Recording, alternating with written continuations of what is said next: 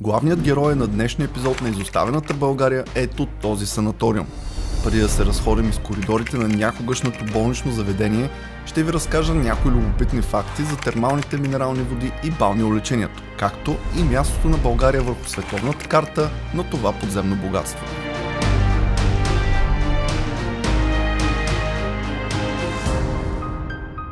Родината ни е малка, но с наличието на много природни богатства.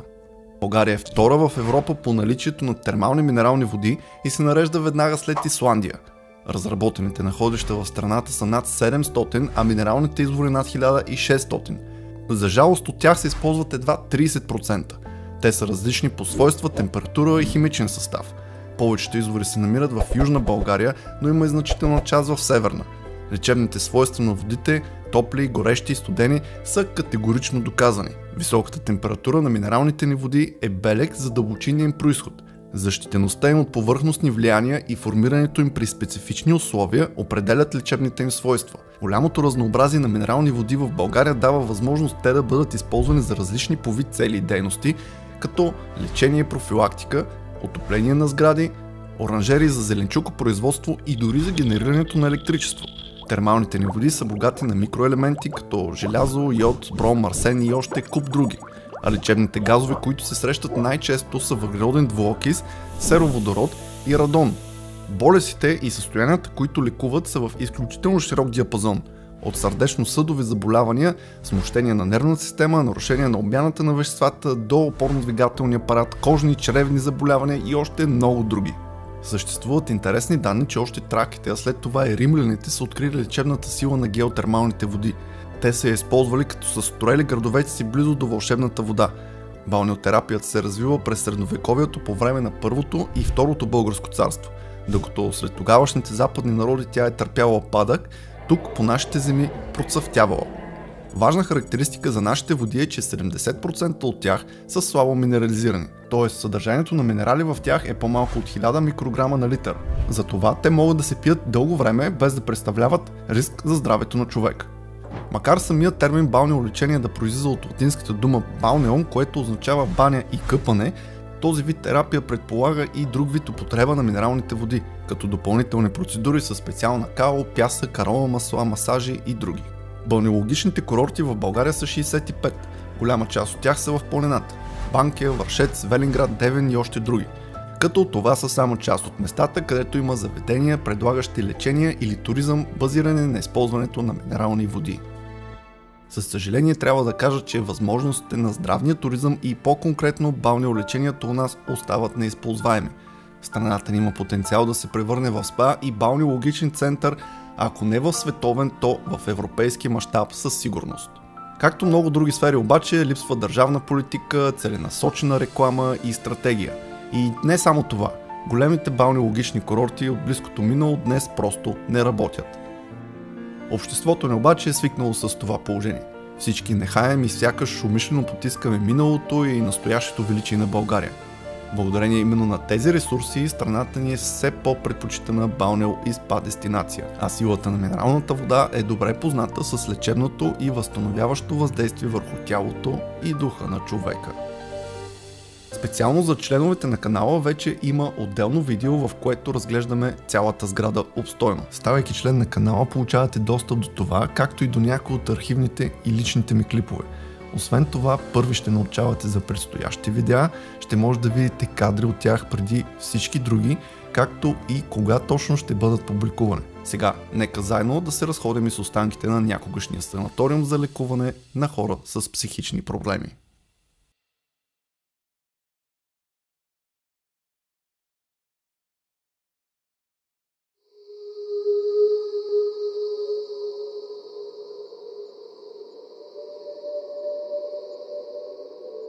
Намираме се пред тази изоставена сграда, която се намира дълбоко в планината. Това, което я прави малко по-специално в сравнение с другите подобни изоставени места, е, че това е бивш санаториум за хора с психични проблеми. Какво се е случвало в миналото на места като това, нека заедно да се опитаме да разберем, като разгледаме какво е останало от нея. От други клипове знам, че е сравнително много добре запазено вътре. Тук се намираме в момента в антрето, където са минавали стотици и стотици пациенти и са бивали разпределени по различните кабинети, които сега ще отидем да разгледаме с вас. Първото място, което ще видим е ето тази стая, която изглежда... Има някакви легла. Огледала. Това е сякаш болнична стая с шкафчета. Най-интересни ще са ми ето тия неща. Личен картон.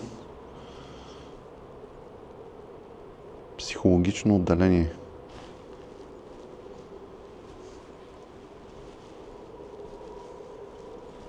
Легла, гардероби. Тук има някаква врата, която видимо някой се опитвал да разбие, да влезе по някакъв начин. Тук има пирони. Според мен няма да може да се мине. Телевизор, радио, лампово радио. О, грамофон! Това е грамофон.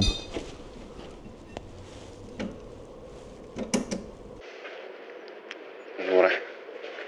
Айде на другото място.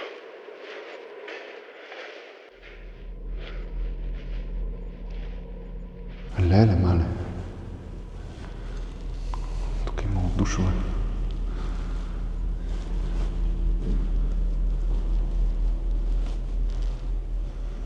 Мивки, това сигурно за крака, ръце.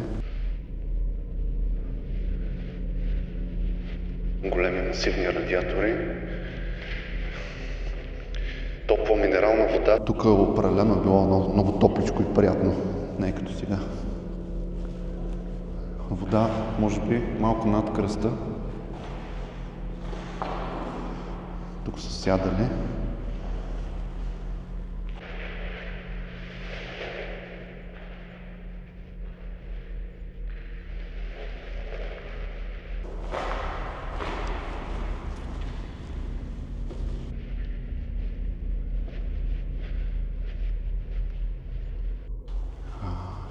Хайде да ходим на горния етаж.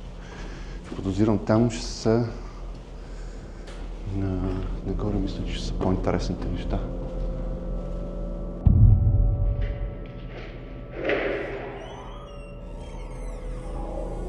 Майко, тук се чуват всяки звуци.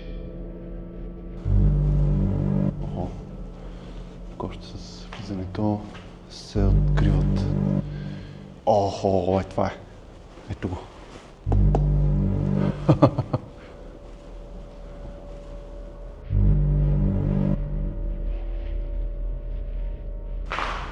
С някакви стаички.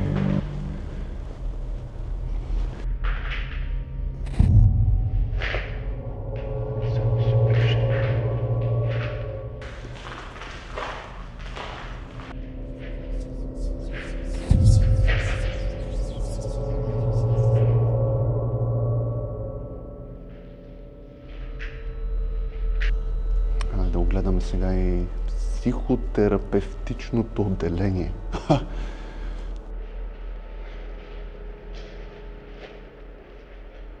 Портрети на разни професори. Сигурно са работили тук.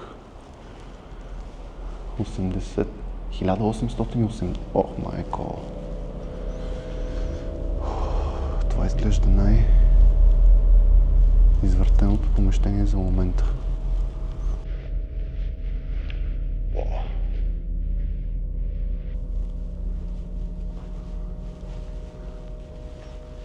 С слушалки или такива изолиращи. Акумулираща печка, малка.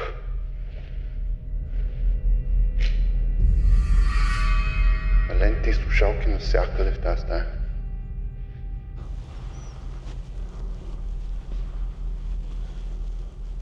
Ей, това са най-яките отдела, между другото. Едно време ще ни вълни.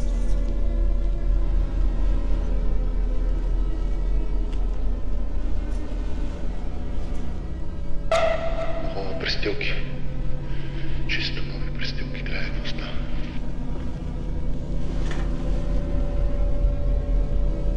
Тук има още цял склад с престилки.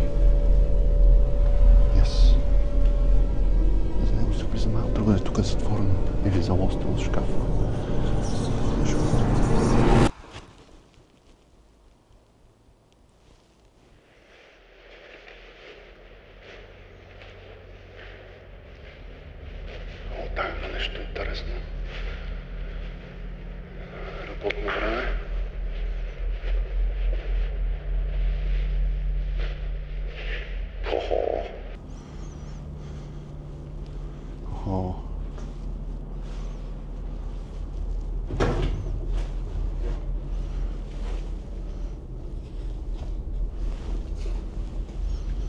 Оплаква се от раздразнителност, сърбене, главоболие и стръпване на крайниците.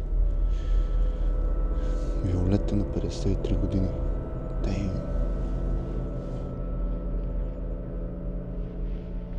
Аз са картони болнични на пациенти.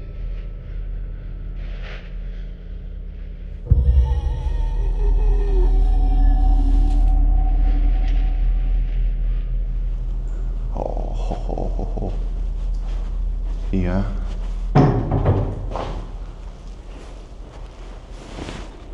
Хипноза. Елсън. Брой легла. Първа група, втора група. Майко мила. Амбулаторна книга.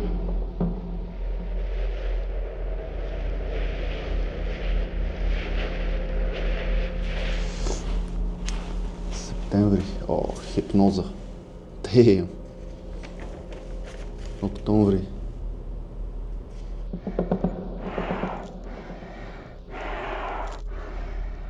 Внимание, не влизай, сеанс. Или тук са лягали и са направили сеанси.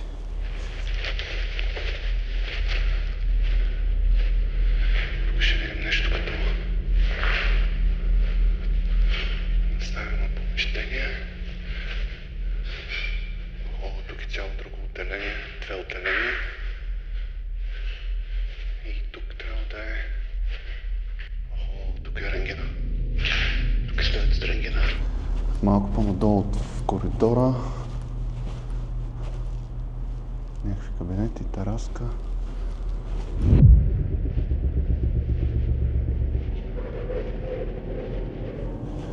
Туалетни. Интересното, че пред туалетните има диванчета. Инхалации. Това е, предполагам, стълбище за надолу, да. Майко, погледнете само колко е мащабно това нещо. Отвън не изглежда чак толкова голямо тази постройка. Болница ли е било, лудница ли е било, санаториум ли е било, нямам представа. Ако някой от вас знае, може да сподели отдолу в коментарите с мен. Много добре запазена сграда, сравнително добре запазена за годините си, с доста разнородни и различни артефакти, което направи много така приятно впечатление да намериш някаква такава сграда с подобни